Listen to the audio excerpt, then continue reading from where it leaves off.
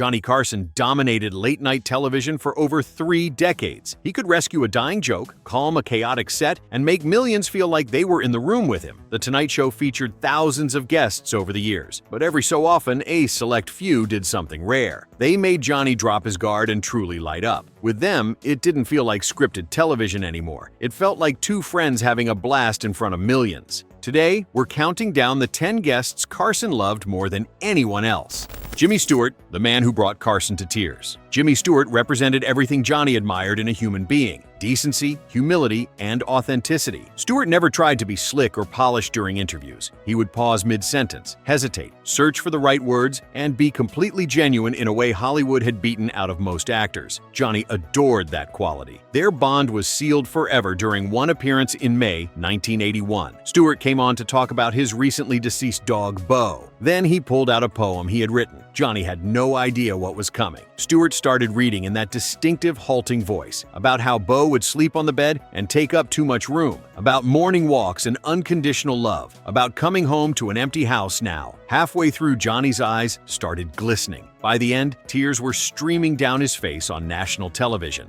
When I think I feel that stare, and I reach out my hand to stroke his hair, and he's not there. Oh, how I wish that wasn't so. I'll always love a dog named Bo.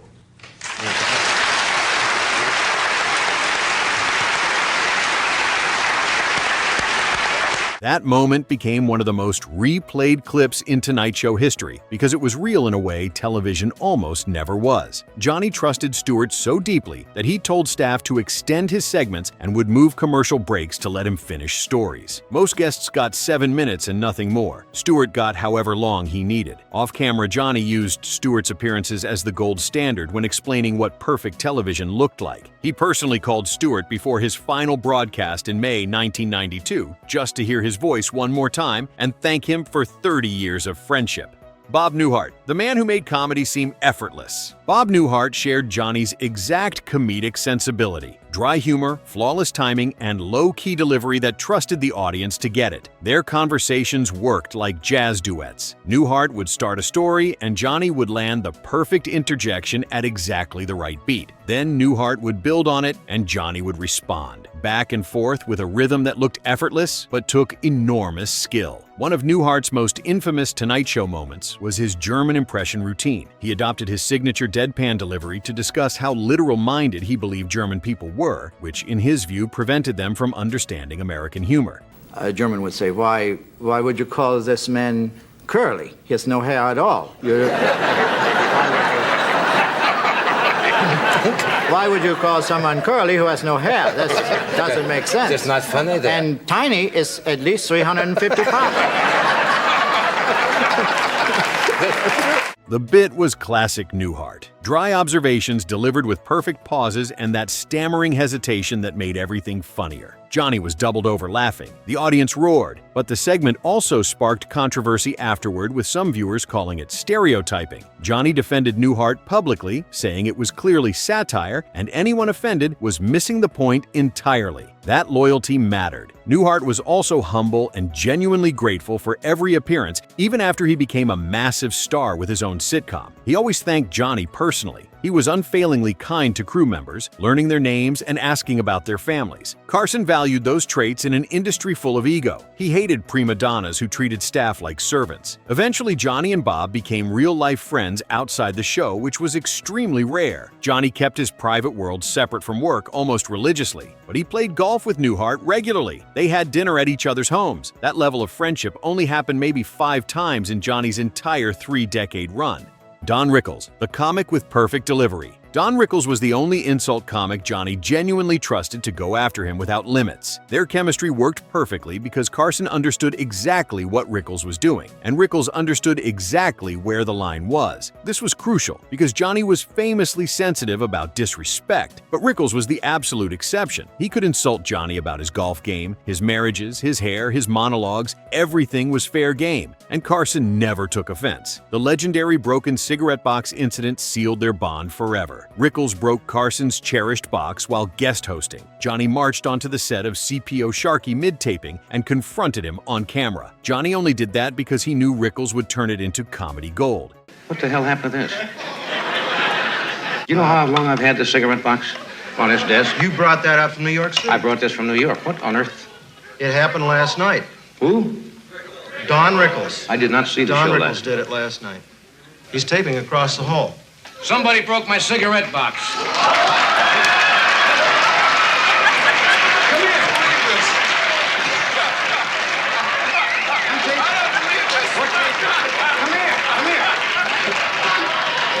We're taping. I just started the show. I picked my box up off my desk that I've had for 9 years. My box is broken. They told me you broke it on the show last night. Well, I really... You big dummy!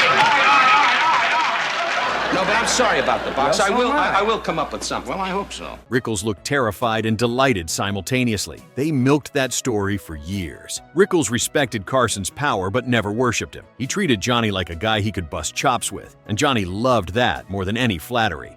Burt Reynolds, the infamous prankster. Burt Reynolds understood something crucial that most guests completely missed. Talk shows were performances, not press junkets. You came to play and entertain, not just plug your movie. Reynolds brought genuine spontaneity and mischief to every appearance. He initiated hilarious prank wars with Johnny that became Tonight Show legend. The most famous moment was when Reynolds smashed shaving cream directly into Carson's face mid-interview. No warning, no setup. Johnny's jaw dropped. The audience gasped, then erupted. And Johnny loved it, because Reynolds was one of the few people who could truly surprise him. Reynolds had absolutely zero ego when it came to being the butt of jokes. He could take as many shots as he dished out, which was a crucial test for Johnny. He would show up in ridiculous costumes or bring props that caught Johnny completely off guard. Sometimes he would call an audible mid-interview and change the entire direction just to see how Johnny would react in real time. Those were the moments Johnny lived for. Unpredictable stuff that reminded him why live television was exciting. You could see his whole body language shift when Reynolds walked through the curtain. His energy lifted. This was not going to be another boring block of movie promotion. Johnny frequently used Reynolds when coaching younger actors on how to be great guests. Forget your talking points. Come ready to play. Be yourself. Trust the moment. That was the Reynolds formula, and it worked every time. Rodney Dangerfield, the most reliable guest. Rodney Dangerfield delivered non-stop guaranteed laughs every single appearance. Machine gun blasts of one-liners with no setup and no wasted time. I got a big appetite, big appetite. Are you kidding? Like to eat, huh? Well, when I eat at McDonald's, I stand outside and watch the sign change. I mean, you're a big appetite. I mean, you gotta exercise. I don't exercise. You gotta keep I'm too it old shaved. to exercise. Oh, come on now. Kid, if you see me jogging, it means the laxative is working. Carson knew Rodney would crush and could instantly lift a slow show. If the monologue bombed and the first guest was boring, Rodney in the second segment saved everything. Johnny admired consistency above almost anything else in comedy. Rodney was one of the most reliable guests in Tonight Show history. He hit his mark every time, stayed in perfect rhythm with Johnny's timing, and always left the audience roaring. But beyond the rapid-fire jokes, Rodney's whole "I get no respect" persona brought out a different side of Carson. That character let Johnny play the supportive straight man, which he genuinely enjoyed. He loved feeding Rodney setup lines and watching him spin them into killer punchlines. It was a perfected dance after dozens of appearances. Johnny would tee it up, Rodney would knock it down, the audience would explode with laughter. There was real vulnerability underneath Rodney's insecurity act that Johnny clearly responded to. You could see it in how Johnny would lean in during Rodney's stories or laugh harder than necessary to give him momentum.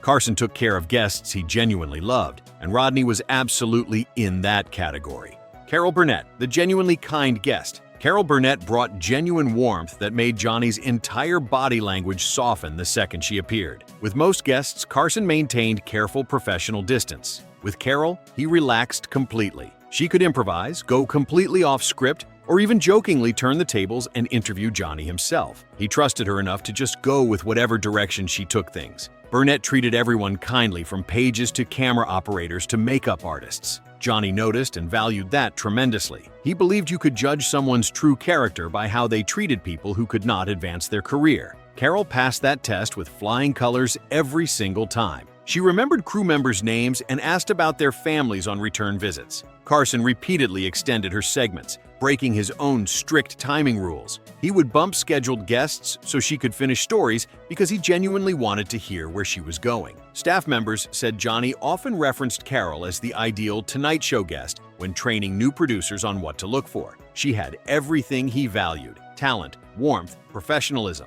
spontaneity, genuine kindness. Their friendship was completely visible on camera. They had inside jokes and would reference private conversations during interviews, which Johnny almost never did with other guests.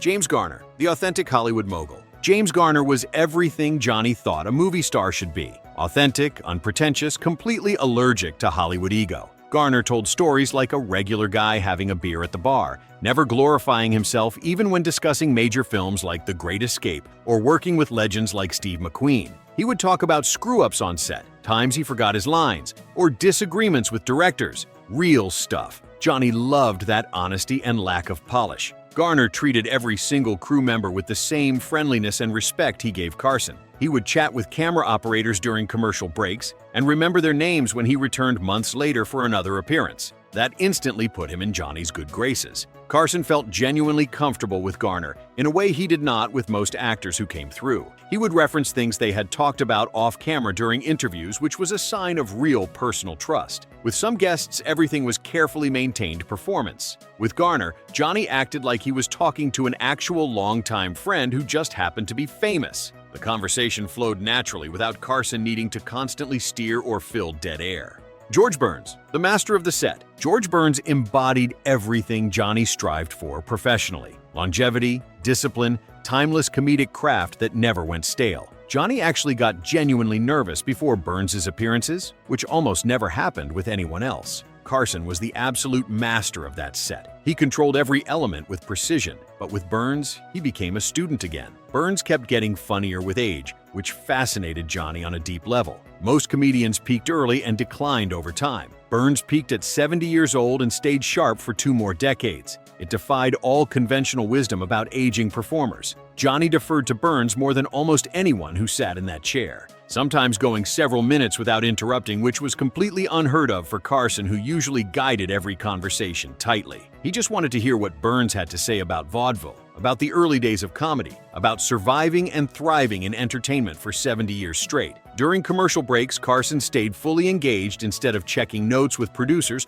or resetting for the next segment. He would lean in close and soak up Burns' stories about the old days like he was attending a private masterclass. That kind of reverence was something Johnny reserved for maybe 5 people in his entire career. When Burns talked, Johnny listened, really listened. Lucille Ball, the affectionate companion. Lucille Ball was one of the few guests Johnny openly referred to as royalty. Their mutual respect came from both understanding the relentless pressure of running a weekly television institution. Lucy had done it with I Love Lucy. Johnny was doing it with The Tonight Show. They spoke the same language about the grind and never-ending demand for excellence. Johnny deferred to her completely during appearances. He gave her the best camera angles, more airtime than scheduled, and complete control over how segments flowed. During one memorable appearance, he surprised her with her decades-old screen test from before she became famous. Lucy broke down crying on camera. It was a moment of deep affection. Johnny had clearly spent real time thinking about what would move her instead of just booking her for ratings. He admired her intelligence and business acumen enormously. Lucy was not just a brilliant performer. She was television's first female studio head. She built an empire in an industry dominated by men. Johnny respected that power, especially because she had earned it in an era that did not make things easy for women. Their conversations had genuine weight beyond typical talk show banter. Orson Wells, the sharp personality. Orson Wells activated Johnny's hidden intellectual side. When Wells appeared, the topics shifted to history, literature, politics, classical music, and magic. Things Johnny genuinely cared about, but rarely discussed on a program usually focused on lighter entertainment. Carson actually studied before Wells came on. He would spend hours reading up on topics to keep pace with Wells's enormous knowledge and sharp analytical mind. That was almost unprecedented. Johnny did not do homework for guests, But Wells was different. Wells also performed elaborate magic tricks that delighted Johnny, who had been a lifelong magic enthusiast. But what Johnny really loved was Wells's brutal honesty about his own failures. No Hollywood spin, no ego polish. Wells would talk candidly about movies that bombed, projects that collapsed, or times he made terrible creative decisions. That kind of candor was rare among major stars who usually only discussed successes. Johnny told close friends that his conversations with Orson were some of the most intellectually satisfying of his entire career. They challenged him. They reminded him that television could be more than just jokes and movie plugs. These 10 celebs shared something crucial. They made Johnny Carson feel like a real person instead of just an institution. They brought out different, authentic sides of him. Stewart made him vulnerable. Newhart made him feel understood. Reynolds made him playful. Rickles made him laugh like a civilian. Rodney made him supportive. Carroll made him warm. Garner made him comfortable. Burns made him humble. Lucy made him respectful. Wells made him intellectually engaged. That was the real test for Johnny. Could you make him drop the host mask and just be himself for 7 minutes? Most guests could not. These 10 could, every time. Who do you think was Johnny's absolute favorite guest of all time? And which guest would you have wanted to see on The Tonight Show but never got the chance? Drop your thoughts in the comments. And if you want more stories about the golden age of late-night television, hit that subscribe button. These stories matter.